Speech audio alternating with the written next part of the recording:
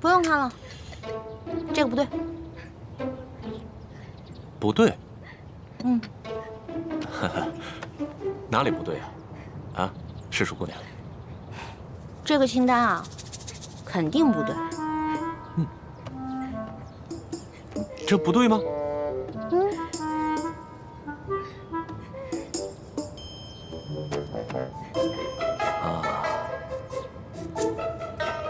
好，世树姑娘，咱们能不能借一步说话？好啊。走。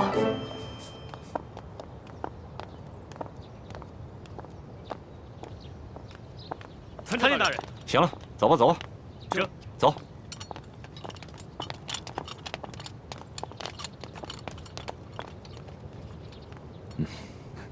索大人，有什么话您就直说吧。哎，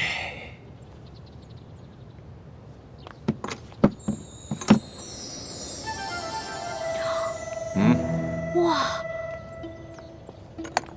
这么多金银珠宝啊，连在皇宫的宝库里都没见过呀。世树姑娘，你这眼光挺毒啊，一眼就看出这账目不对啊。实话实说吧，这2箱宝物还真就没入账。咱俩来鳌拜府，也不能白辛苦这一趟吧？咱们21天作5，把这2箱宝物给它分了，这样如何？分了，这不太好吧？这有什么不好的啊？这皇上命咱们俩来查抄这鳌拜府，其实就是想赏咱们俩一个发财的机会，这你都不懂吗？那也是，咱就别跟皇上客气了。是啊，那咱跟皇上客气什么呀？啊，那这样，一会儿你找个人啊，帮我把这箱抬到永乐斋去。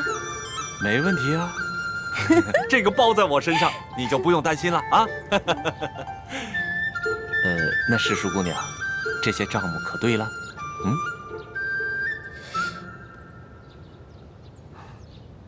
不对，还是不对啊。什么不对啊？世树姑娘，这还有哪儿不对呀？啊？这个不对。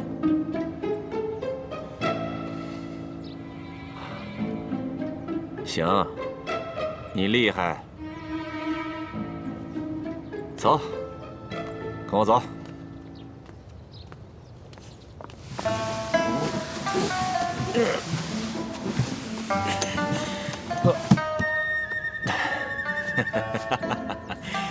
哎呀，世树姑娘，这是我藏的最后1箱的宝物了，啊，没入账的宝物了。哎，这个箱子也没有。鳌拜到底将铜匣子放到哪儿了？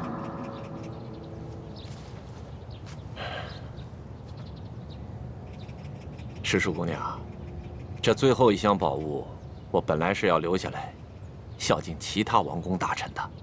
你想啊，咱俩捞到了这查抄鳌拜府的肥差，这朝里多少眼睛盯着咱俩也不能不懂规矩啊，是不是？是啊，索大人，我虽然不是特别懂你们这朝中的复杂关系吧，但是我也知道，这人要懂得分享，不能吃独食，不然啊会招来祸灾的，是不是？是啊，哎呀，世树姑娘就是聪明伶俐，难怪皇上这么宠爱你。哎，那现在这账目可对了？这账目是对了，但是我这解药还没找到呢。对呀，这解药没找着。鳌拜这奸贼实在是狡猾得很呐！这找不着解药，咱俩怎么向皇上交代呀？索大人，您看这样，您让手下的人呢去审一审鳌府的人，问问这鳌府里面有没有什么密室之类的。对呀，我怎么就没想到这一点呢？啊，哎呀，还是师叔姑娘更胜一筹啊！那咱这个先放着，查解药去。走。石树姑娘，你瞧这个地方机关重重，也不知道藏了多少宝物，说不定这大补丸的解药就藏在里面。索大人，这个机关十分的复杂，我们真的没办法打开啊！废物，一群废物点心，这点事儿你们都办不好啊！我告诉你们，再给你们一个时辰，如果你们再打不开，我把你们这没用的手给剁下来。我剁下来知道吗？我知道，我们开。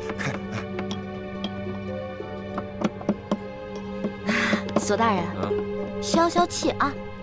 我觉得他们打不开，跟您站在这儿也有关系。您想啊，您站在这儿，他们紧张啊，紧张肯定打不开。要不然您看这样行吗？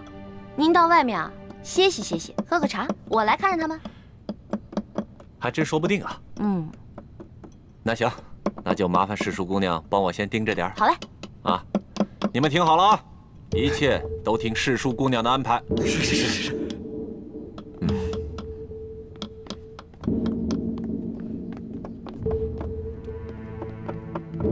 石树姑娘，这个机关设计得非常巧妙，我等真的无力打开啊！是啊，我看看。您请啊，您看看。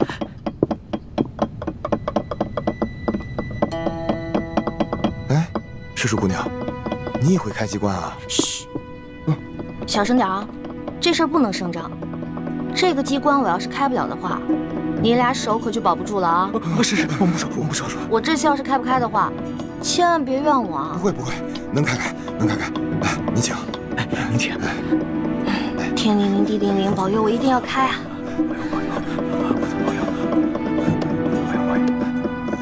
眼下我们已经帮康熙擒获了鳌拜，已取得了他绝对的信任，相信用不了多久，小师妹一定能够拿到铜匣。真没想到，事情进展得这么顺利。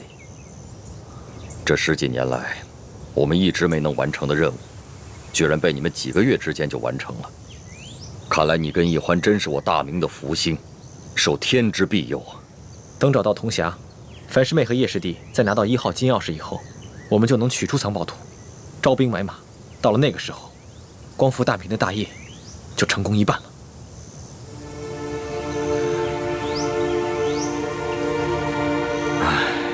怎么了，义父？有件事情藏在我心里已经很多年了，我现在告诉你，你也要把它藏在心中，不能告诉任何人。义父，请讲。孩儿定当守口如瓶。你可知道，我为何让你们活捉孙府？为了清除逆党，同时追查二哥四星的下落。那你可知道我为何要急于见四星？二哥四星乃是义父的亲生儿子，当年曾随义父出生入死，立下过汗马功劳。现在二哥下落不明，义父下定决心寻找他，当然是出于父子人伦，人之常情。我急于找到四星，并不仅仅是因为父子情深。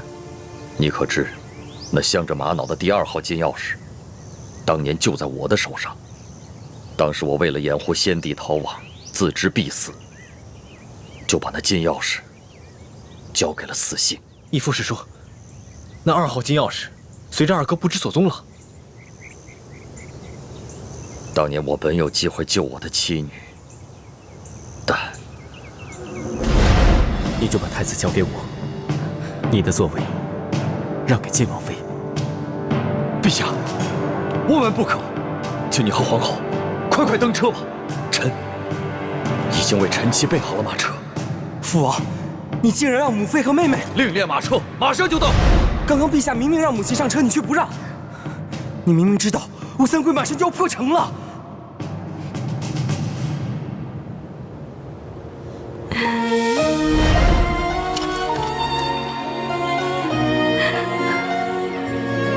什么？你要抛下母妃和妹妹不管？国难当头，顾不了我们自己的家。爹，可是没有可是，执行军令。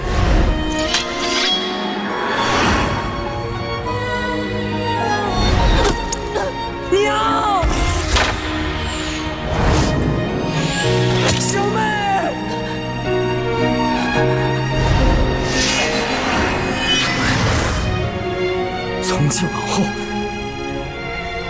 你不再是我爹。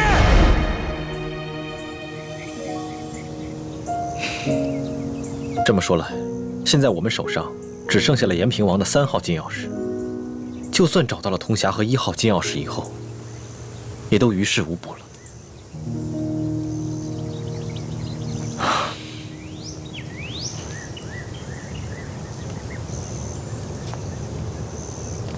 这么多年来，这件事情一直是我心头的一块大饼，我没敢告诉任何人。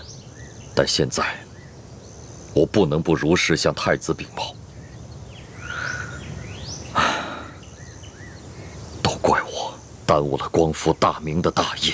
义父千万别这么说。义父为我大明，为我朱氏，已经牺牲的够多了。义父，等我们找到铜匣和1号金钥匙以后，我们再一起寻找二哥的下落。四星多年来杳无音信，我怀疑，如今他早已不在人世，要不然就是故意隐藏起来，以此来惩罚我当年的狠心。义父，我们一定会找到二哥的，而且我相信，总有一天，他会理解你的苦衷，而苍天定会庇佑我大明。皇祖母，这只是一个小小的答应，居然敢动手打皇上。更不可思议的是，皇上居然还不予追究，还破例给他封了一个什么笔墨侍书的职位，给他加倍的疼爱。岂有此理！岂有此理呀！小小的笔墨侍书，竟敢在大庭广众之下去打皇上！李德福，这怎么？你怕皇上怪罪，不敢食言？回太皇太后，不是奴才不敢直言，当时奴才和索大人还有宫里的内侍，全都低头跪在地上，只听见一声清脆的响声，没有看清到底发生了什么事啊。那其他人呢？都没看见？这个奴才就不知道了。那声巴掌响，是皇上自己打了自己一下？当然不是。那就是皇上打了李一欢那个贱婢一下？也不是。这也不是，那也不是，你现在就跟本宫说清楚，这一巴掌到底是怎么回事？皇后娘娘，奴才是实话实说，当时确实奴才没有看见李欢打了皇上一巴掌。这皇上有严令我们不许多嘴，所以奴才不敢妄加猜测呀。你这个老滑头！李德福啊，看来你真是有点老眼昏花了，该瞧到的你都没瞧到。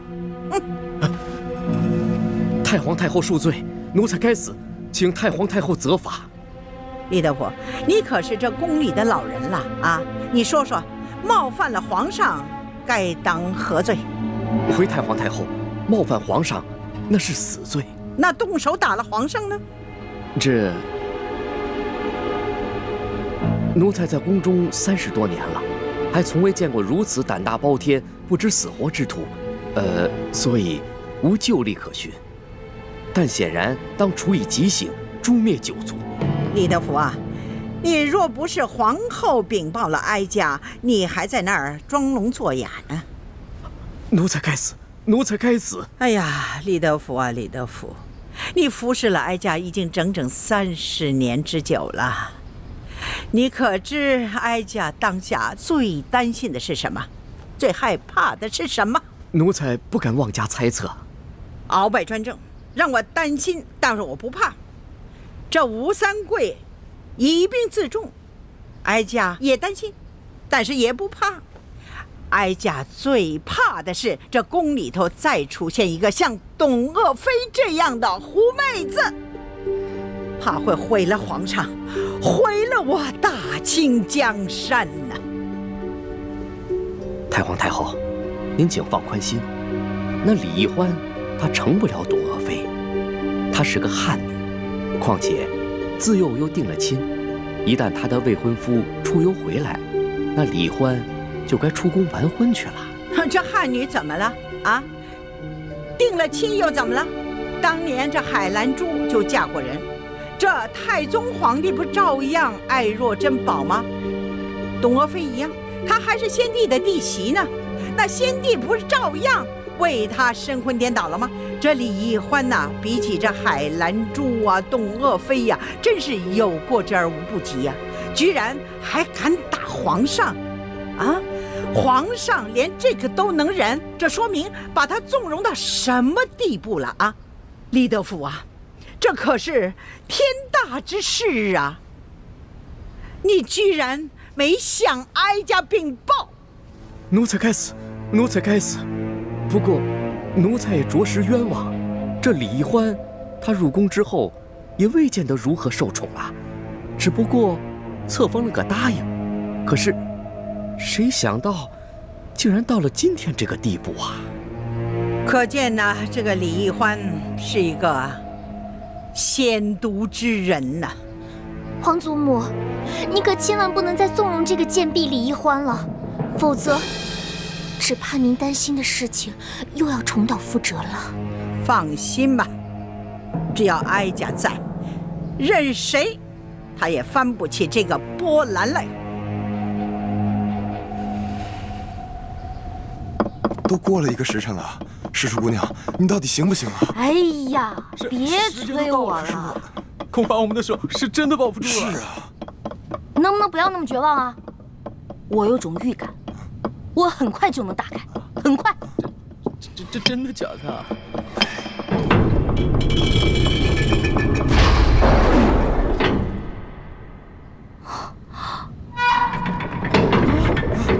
这个时辰了还没打开吗？我打开了，我打开了！诗书姑娘，你可太棒了！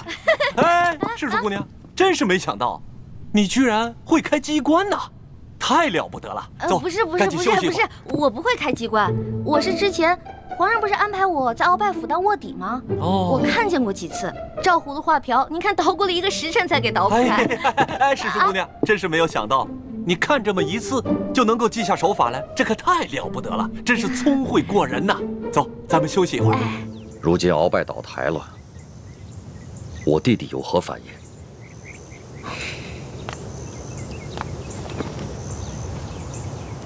叔父应该是受了鳌拜大补丸的控制，所以未必是真心在为鳌拜办事，不过是为了保全性命，成了鳌拜的内奸。眼下鳌拜被关进了天牢，没有把他供出来，我们也没有揭穿他，所以康熙也未曾怀疑过他。眼下他在宫里的日子，也算是风平浪静。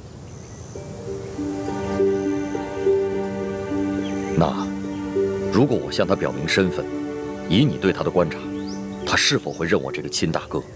是否会弃暗投明，加入我们光复大明的联盟？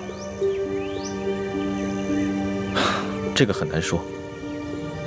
我曾经试探过他几次，他常常感慨自己孤身一人，似乎十分想念从前的亲人。不过他毕竟在宫里生活了几十年，已然变得十分麻木且圆滑，而且他现在有钱有势，我猜他不会为了跟义父的兄弟情谊而放弃眼下所拥有的一切。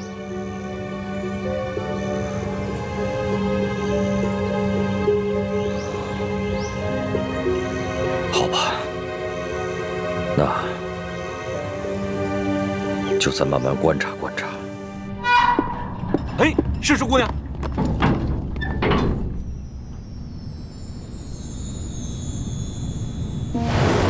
你们俩把工匠带走，给他们打赏，快！知。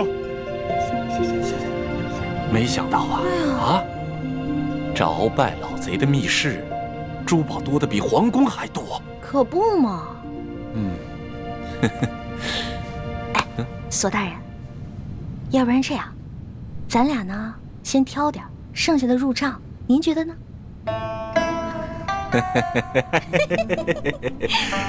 这和诗书姑娘一起办案，真是太开心了。是，您那边，我这边，怎么样？行动！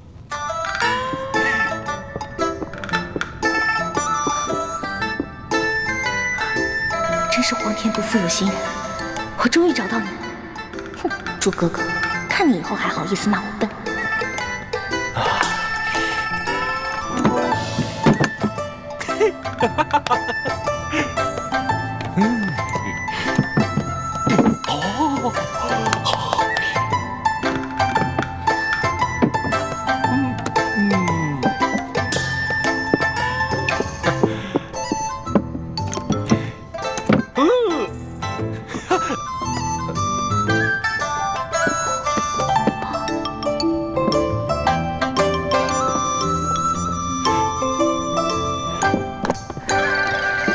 哎，石树姑娘，你这就挑好了？当然了。再多挑点吧。啊，哎，不了，我挑的已经够多了。索大人，您再接着挑点呗。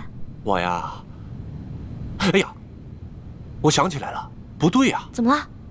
这大补丸的解药还没找到呢，怎么跟皇上交代？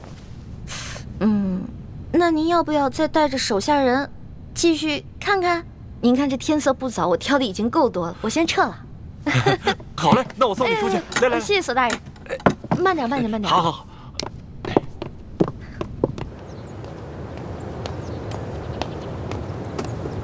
李太医，太皇太后凤体前安，李太医，赶紧过去看看吧。好，卑职这就过去。公公将来告老还乡的时候，可否会回陕西榆林去安享晚年啊？不回去啦，没有亲人的家乡还算什么家乡啊？公公在这世上，当真连一个亲人都没有吗？本来是有个孪生哥哥，但几十年杳无音信，恐怕早已死在乱军之中了。万一公公的哥哥吉人自有天相，还活在这个世上呢？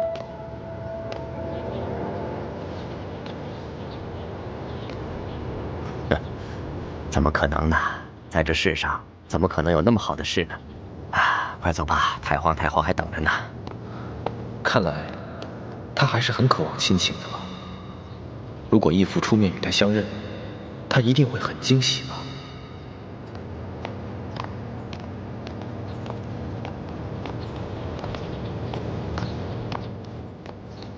公公，太皇太后的病一向是院判大人亲自瞧，今日怎么突然选我这个排名最末的太医？这个咱家就不清楚了。也许是院判大人觉得你年轻，却医术高明，太皇太后也就留上心了吧。公公，这好像不是去慈宁宫的路吧？太皇太后不在慈宁宫，你别多问了，跟咱家去就是了。公公，太皇太后宣我瞧病，不会是有别的什么事吧？看在咱们同乡同姓的份上，能否告知一二？你多心了，你刚刚才救了皇上，太皇太后也许是想赏赐你呢。多谢公公。走吧。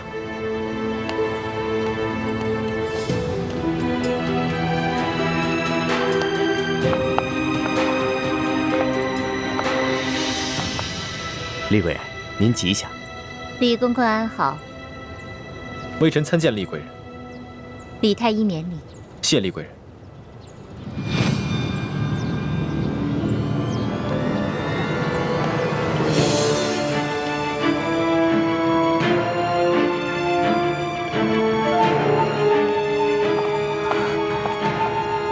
师父，大师兄出事了，我去永乐宫通知医患。你千万要沉住气，不到万不得已，不要暴露自己的身份，知道了？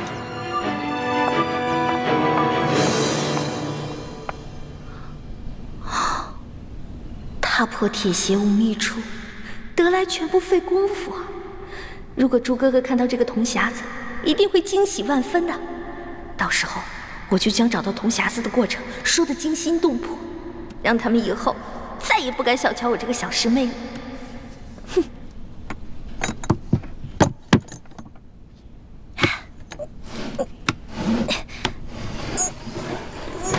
一欢，谁？一欢，快去救大师兄，快啊！啊！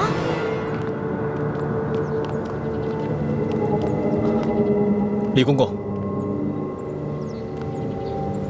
太皇太后不是宣我来看病的吗？怎么把我带到这儿来了？有什么事情先进去再说啊！开门。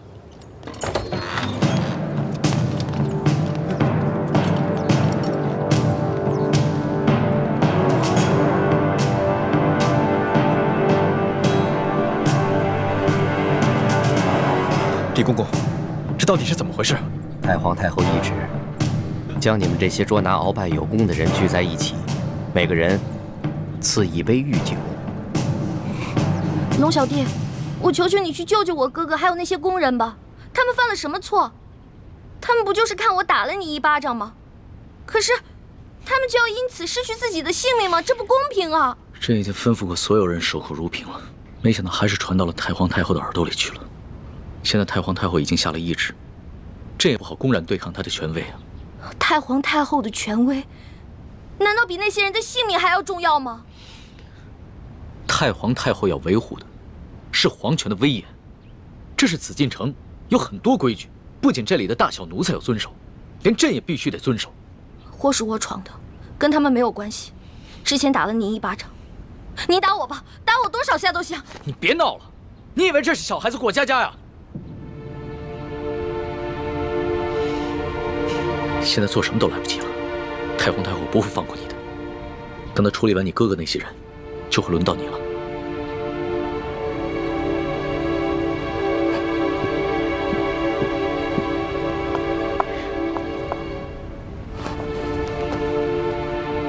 那皇上，您还是先杀了我这个祸首吧。如果先杀了我的话，死在哥哥的前面，我就不会那么内疚了。奕欢的奕欢，你还老说自己是朕的老大，一到这种危险的时刻，你就这么没出息的以死相要挟啊！您现在是高高在上的皇上，我只不过是一个小小的奴婢，我只能求您大发慈悲，饶了我哥哥。少说的那么可怜，你什么时候把朕当过皇上？不一直把朕当成你那个结拜小弟吗？奴婢再也不敢不知天高地厚了。您现在是皇上，不是奴婢的龙小弟。皇上，之前都是奴婢错了，要罚你就罚奴婢吧。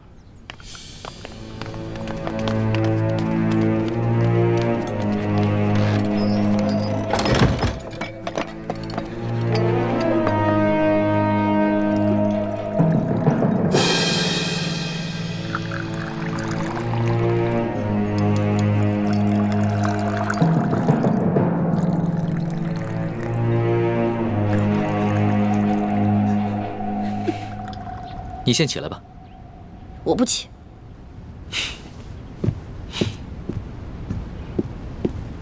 起来吧，这么跪着也不是办法。皇上，我求求您了，您能不能去救救他们呀？如果他们因为我而死，我肯定会内疚死的。楼下，皇上，你就救救他们吧。人自然是要救的，但你倒是说说，这要怎么说服太皇太后啊？您可以跟太皇太后讲齐桓公跟管仲的故事。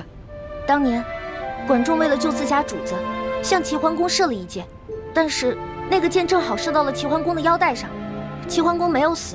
后来，齐桓公不计前嫌，任用管仲当了国相。管仲感激涕零，倾尽一生的才华，辅佐齐桓公，最后成为春秋五霸的首位。皇上，您不会连齐桓公都不如吧？论气度，朕自然是不输齐桓公的。可是你能比得了管仲吗？论治国之才，奴婢当然比不上管仲的一根汗毛。但是，你想招来人才容易，想找到像我这样陪你吃喝玩乐、赌骰子拼酒的人，可不容易啊。这个理由倒是很充分。只不过，早晚有一天你都要出宫嫁人，不能一辈子留在宫里陪着朕，那朕岂不是很吃亏？原来您是因为这个呀？那您现在想怎么办啊？跟朕说说你那个青梅竹马吧，他叫什么名字，长什么样，家世如何？这个属于奴婢自己的秘密，不能告诉你。那你总得告诉朕，他的外貌仪表、才华气度比朕如何？这个嘛，我也没法说。有什么不好说的？让你说，你说不就完了吗？那我真说了，你可不许生气啊！笑话，朕在你的心里度量那么小啊？他确实没有皇上您高贵俊逸，但是他很温柔，对我特别好，人很老实，我说什么他就做什么，我可以把他吃得死死的，不像你。今天说这个你开心了，明天说那个又得罪你了。那你爱他吗？二师傅，我头晕。师傅带你去休息啊。二师傅，一环他是在装病，你千万别上了他的当。一会儿大家练完功，再罚你扎半个时辰马步。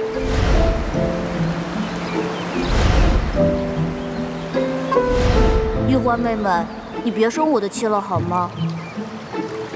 欢妹妹，这个给你，我们和好吧。核桃酥。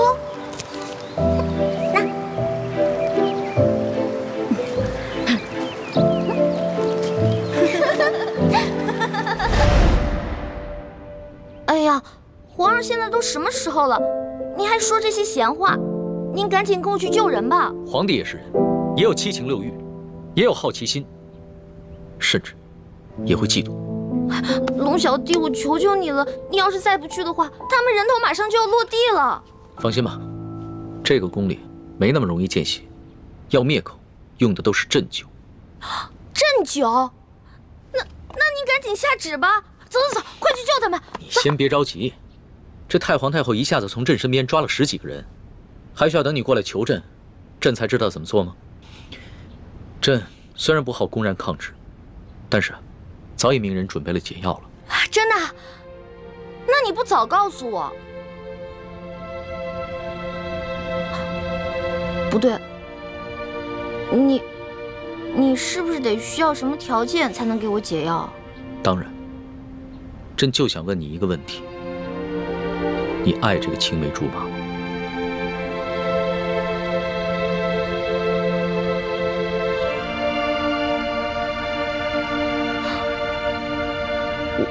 我不是不告诉你，说实话我也不知道，我只知道我们是青梅竹马，从小他就对我特别的好，以后我肯定是要嫁给他的。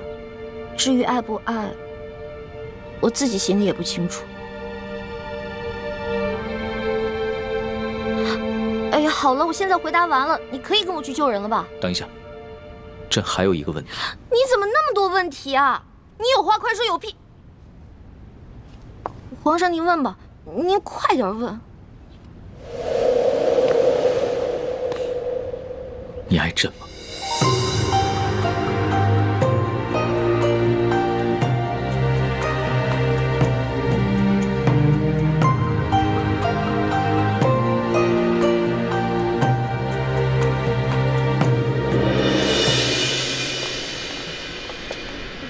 这是太皇太后赐给你们的御酒，你们每人各取一杯，享用吧。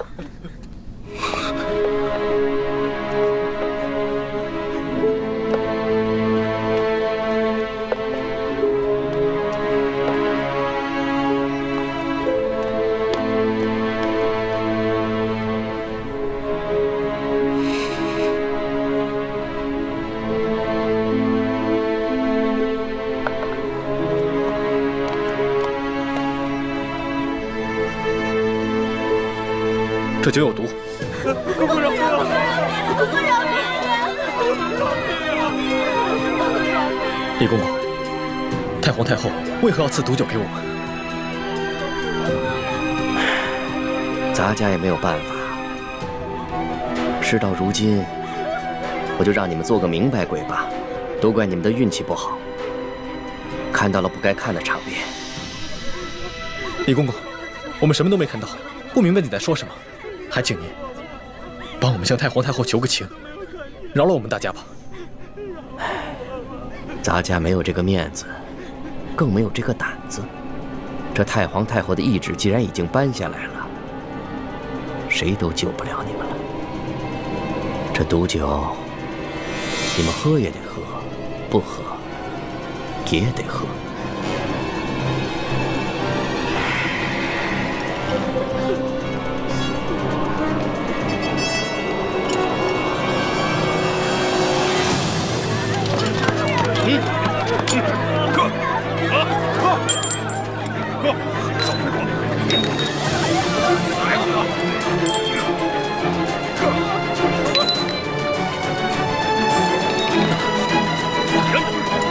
李公公，我有重要的话要跟你说。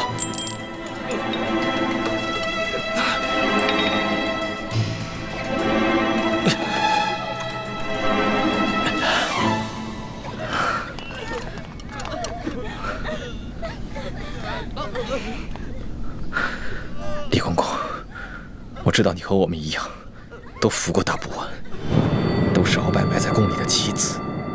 今天，你若不救我和这些宫人，那么你的秘密，我也不会再替你保守了。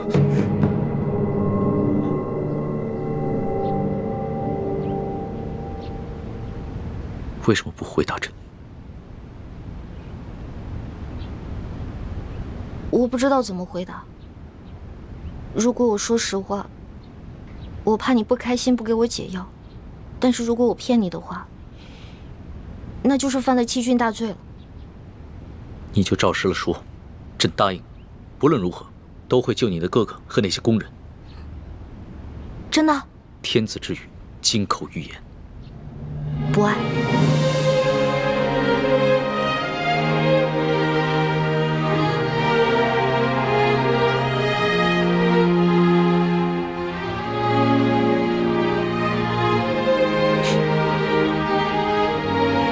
这两个字说的真干脆，丝毫不顾及朕的感受。我之前就跟你说过，皇上是这个天下最不值得女人爱的人。可是作为老大，也许我会爱上结拜小弟龙三，但是作为奴婢，我永远都不可能爱上皇上。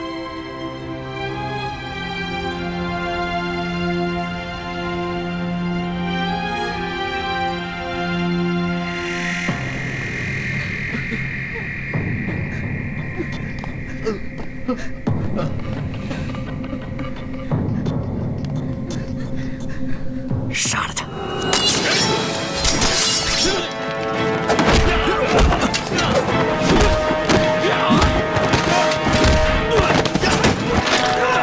李德福，想不到你要杀我灭口！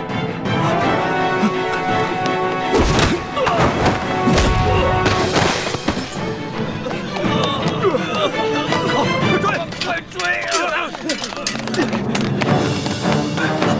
站住！快！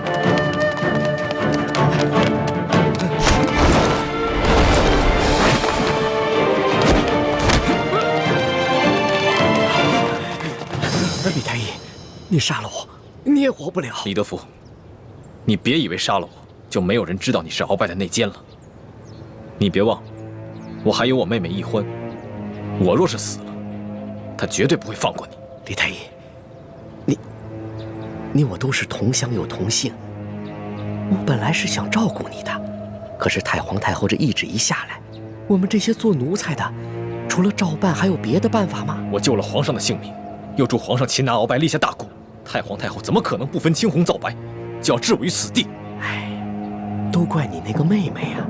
仗着皇上对她的宠爱，她就无法无天。我在这宫里都已经几十年了，我从来没有看见过哪个宫人敢打皇上的。易欢呢？现在怎么样了？我不知道，但我知道太皇太后不会放过她。李太医，你先把我放了，继续替我保守秘密，让我去向太皇太后求情，我尽量求情，你看怎么样？那些宫人呢？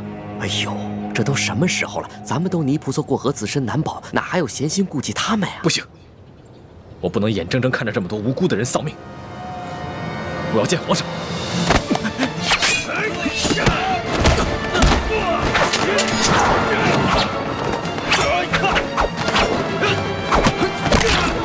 住手！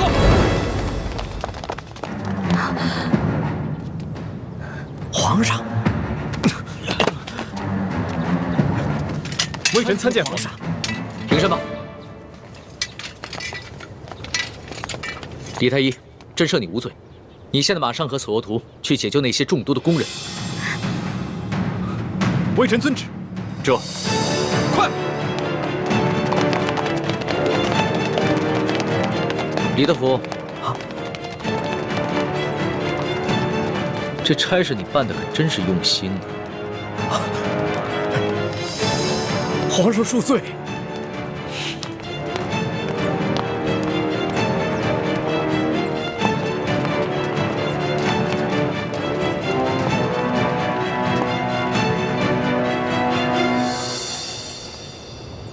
石叔姑娘，老奴也是实属无奈。石叔姑娘，您大人大量，不要记恨老奴啊，中堂大人。公公有礼了，宫中一切可好？中堂大人，您放心吧，一切尽在中堂大人的掌控之中。皇上好吗？皇上现在还是每天跟一些小伙伴们摔跤玩耍，无心朝政。他那都是故意做给老夫看的吧？当年顺治爷临终托孤的景象，老夫是历历在目。不过如今皇上翅膀硬了，不把我等老臣看在眼里了，是时候给他点教训了。啊，那中堂大人，您的意思是？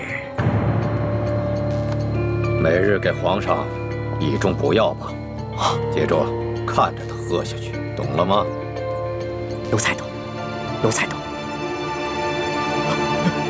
你是如何知道的？公公，我这口技练得还不错吧？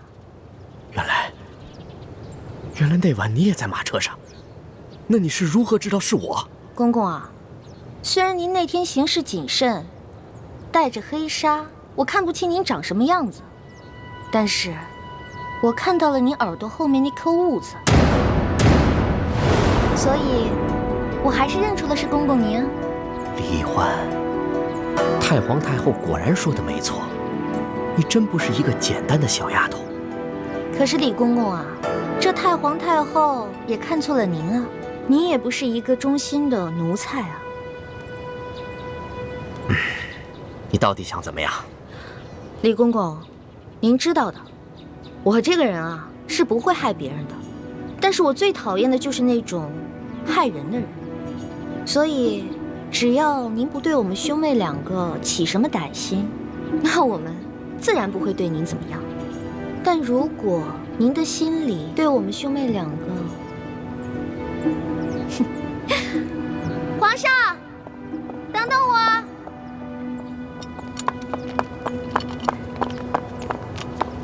龙小弟，谢谢你啊。其实就算你不求我，我也要救那些宫人们。虽然这会让太皇太后特不高兴，但是朕已经擒下了鳌拜，真正亲政，朕必须坚持己见。不过这个李公公实在是太讨厌了，向太皇太后告密的人肯定是他。这个朕怎么会不知道呢？但是李德福10岁就进宫了，侍奉过3代君王。太皇太后对他十分宠信，打朕小的时候，就是由他把朕的一举一动汇报给太皇太后，这已经是惯例了。就算朕有不满，也无可奈何呀。没想到皇上也有这么多的无可奈何啊。当皇上无奈的事情多着呢。对了，大补丸的解药你搜到了吗？我哥哥还没有完全的研制出来，估计这个鳌拜是想彻底让我和哥哥给他陪葬了。那怎么办？这鳌拜虽然已经擒下，但他毕竟是3朝元老，他的一生功过十分复杂，朕还没有想好怎么处置他呢。而且他的性子十分桀骜，无论如何，他都不肯交出大补丸的解药。龙小弟，我是你老大，自古啊，吉人自有天相，没问题的我。朕真的是没用啊，连你都保护不好。龙小弟，你可千万不要对我这么好，不然我会愧疚的。都快点，把药给我灌下去！把药赶快灌下去！快点，赶紧的，往这敲开，给我喂下去！快！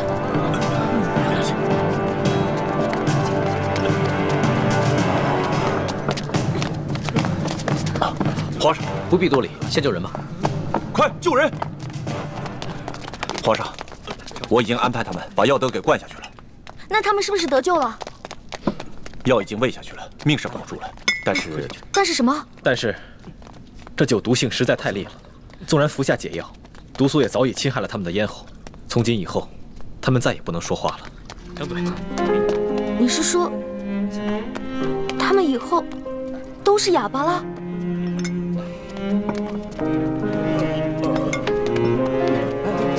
别急。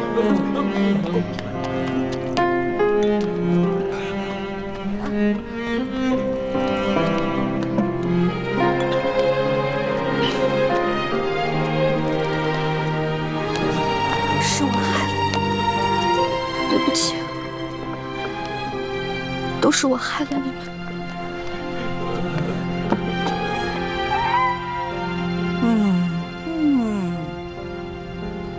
哎呀，李德福啊，连这点事你都办不好，你真是不中用啊你！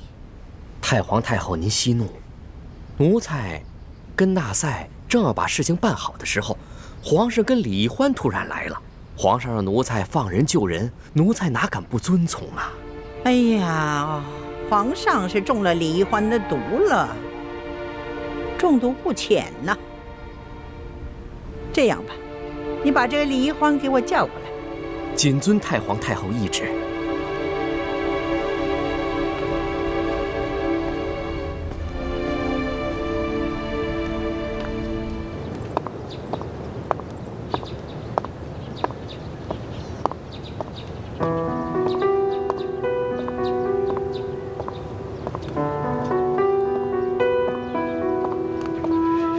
龙小弟，没想到我冲动打了你一巴掌，居然害了这么多无辜的人。朕也没想到事情会发展成这个样子。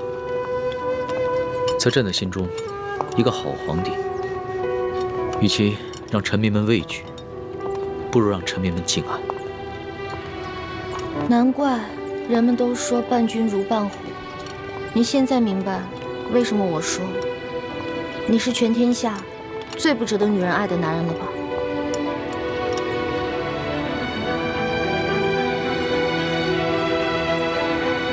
懿欢，朕知道这件事情在你心里一定留下了很深的阴影，你更不可能会爱上朕了。也许这皇宫确实不适合你，你应该出宫去嫁给你那个青梅竹马的未婚夫，可能会更幸福。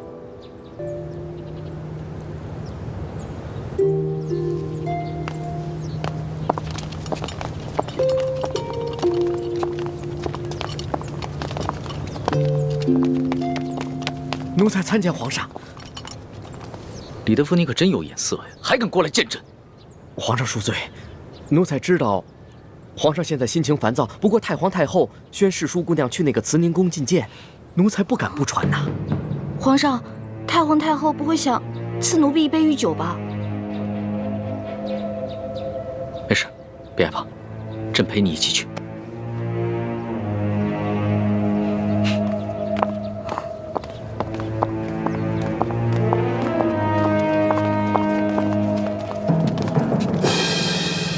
皇上驾到！皇上吉祥！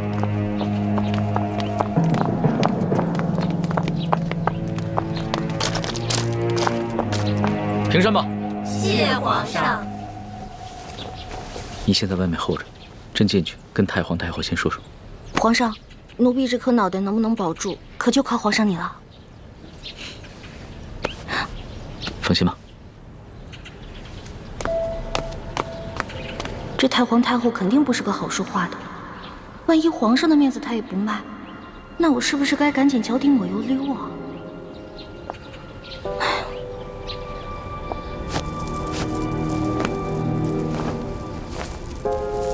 皇祖母吉祥。起来吧。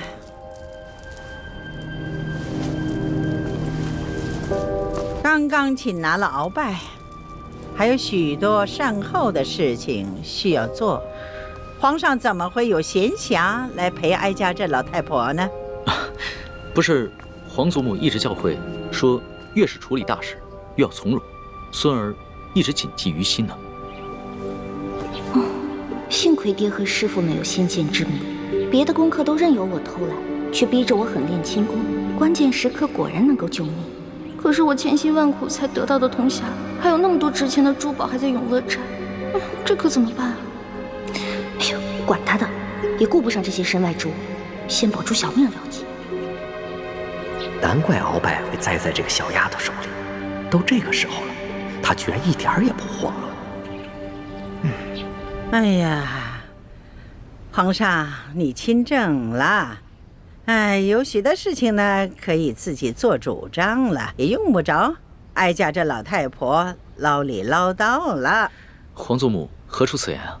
孙儿心里极是惶恐，不知孙儿有什么地方做错了，还请皇祖母垂训。得了，去玩去吧啊！你们都退下。下去吧。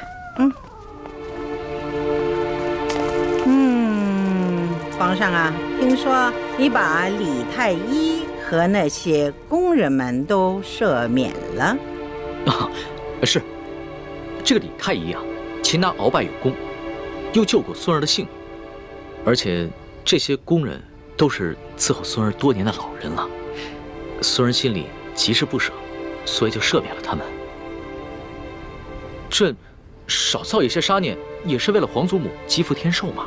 哎呀，皇上啊，你可是刚刚亲政啊，就如此妇人之仁，以后怎么立威啊？你那个叫什么李义欢，这个小小的答应，他当着众臣的面打了皇上一巴掌，而皇上竟然不仅不惩罚他，反倒给他还特设了一个笔墨诗书的女官员的位置，还给他赐了一个永乐斋。哎，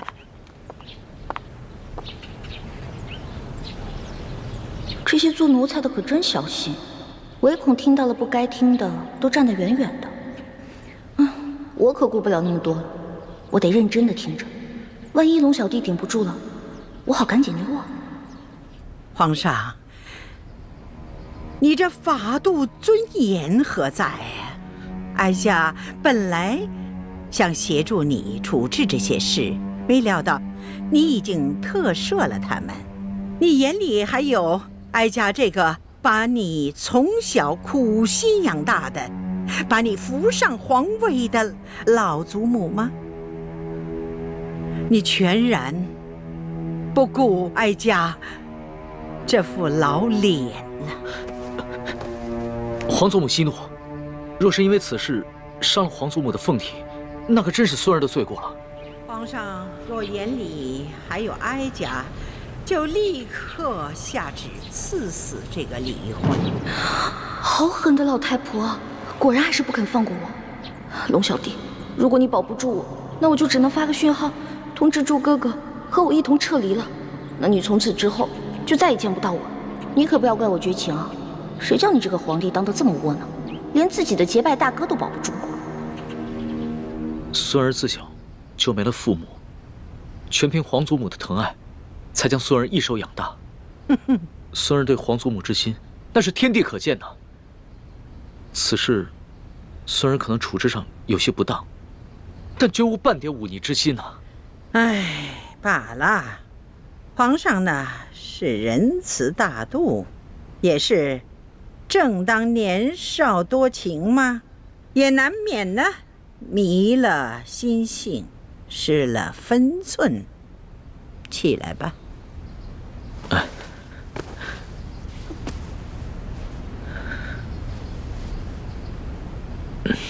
皇祖母，您先消消气。这个易欢呢，是孙儿在出宫微服私访的时候结识的。那个时候，孙儿一时玩性大发，就假冒侍卫龙三的身份和他结了拜，还谎称自己是皇上的替身。没想到他还真信了，所以他后来才打了孙儿一巴掌。其实吧，他不是冒犯龙威，他只是把孙儿当成了他那个假冒皇上的结拜小弟了。他居然不知道你是皇上？是啊，这个易欢出身草莽，没见过世面，性子又天真烂漫。孙儿也是一时兴起想骗骗他，没想到他还真信了。为了帮孙儿这个所谓的替身对付鳌拜，他还不惜性命，与鳌拜那是以死相拼啊！若是宫里的其他人对孙儿不敬，那自然是死不足惜。可是易欢她只是一个重情重义的傻丫头，又何必与他一般见识呢？哼，原来在你心里，我就是一个傻丫头。你认我做老大，就是为了戏弄我找乐子呢。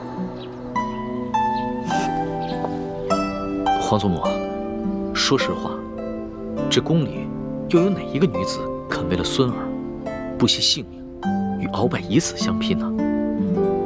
就看在他对孙儿这份难得的情谊上，饶了他吧。皇上，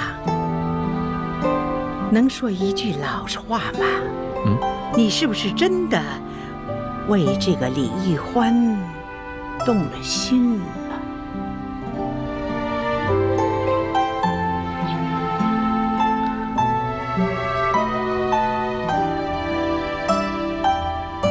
皇祖母，孙儿刚刚真正亲征未久，内有鳌拜的余党未能清理，外有三藩做大，还有前明余孽组成的反清联盟，时刻威胁着我大清江山，所以孙儿不敢沉溺于儿女私情，对任何女子都不会真正动心的。龙小弟，原来你对我果然不是真心，这样也好，咱俩互不相欠。哀家以为啊，这李易欢是一个狐妹子，让皇上迷失了心性。这样听起来呢，哀家也就放心了。至于这李易欢是要杀要赦，那就看皇上的了。皇祖母啊，这孙儿还有一事相求。这易欢呢，他娇俏可爱，天真烂漫，就像一个开心果，所以孙儿想把他接着留在宫里，让他伺候。你怎么又绕回来了？皇上啊，你小小的年龄，承担起大清朝的重任，哀家想想都心疼。皇上什么时候做到不动真情，不误国事，那你就真正的成长了。皇上，你看这后宫有那么多的小丫头，你叫哪个不是啊？非得她这个李易欢不可吗？她有何等的姿色呀？何等的本事？皇祖母，这易欢真的是非比寻常的女子，孙儿求皇祖母成全。这个李易欢是不是在门口候着呢？那就叫他进来吧，让哀家见识见识。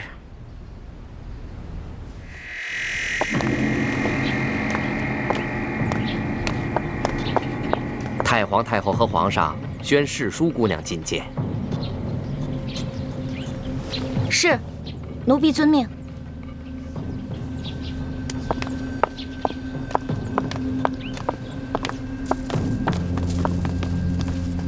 太皇太后，皇上，世淑姑娘觐见。太皇太后吉祥，皇上吉祥。果真是一个灵秀的人儿。你盯着哀家做什么？奴婢只是好奇，原来太皇太后长这么好看呀，慈眉善目的，就跟画里走出来的观音菩萨似的。你不必在这里花言巧语。李易欢，你可知罪？奴婢知罪。你知什么罪？讲来给哀家听听。奴婢白长了一双眼睛，没有认出来皇上就是货真价实的真龙天子。奴婢更是长了一个猪脑，居然皇上说什么，奴婢就信什么。你看，皇上，你看这小丫头啊，她哪里是在认罪呀？她分明的是拐着弯的数落皇上。皇祖母，这丫头一向如此，心直口快，不知轻重。那你就起来吧。谢太皇太后。太皇太后，奴婢说的都是真的，没有骗您。当初奴婢看上皇上穿着龙袍，坐着龙辇，回到御书房的时候也觉得好奇，奴婢就追上去问皇上：“哎，你到底是皇上还是龙三啊？”结果皇上一脸严肃地跟奴婢说：“嘘，小声点，我当然是龙三，不是皇上。”你不是皇上，可是为什么外面那些人都跪下叫你皇上呀？那是因为我呀是皇上的替身。啊？你是皇上的替身啊？对啊，因为我身形跟长相都酷似皇上，所以啊，我是皇上的替身。你也知道，咱们大清啊，虽然入关数十年了，但是根基未稳，皇上又年少，刚刚亲政嘛。不光这前明余孽，还有很多朝中的大臣都想谋杀皇上，所以呢，我就当皇上的替身。原来是这样啊，怪不得你会跟我结拜呢。要是皇上的话，怎么能跟我结拜呢？对啊，这回知道了吧？为什么我龙三你在宫里打听不出来了吧？那是因为我不是一般的侍卫，我呀，只需要在皇上需要我的时候出来露面就行了。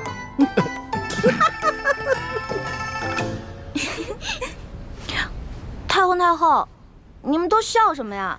奴婢说的都是真的，没敢骗你。奴婢当时就想，龙小弟真可怜，为皇上卖命，还得替皇上挨刀子。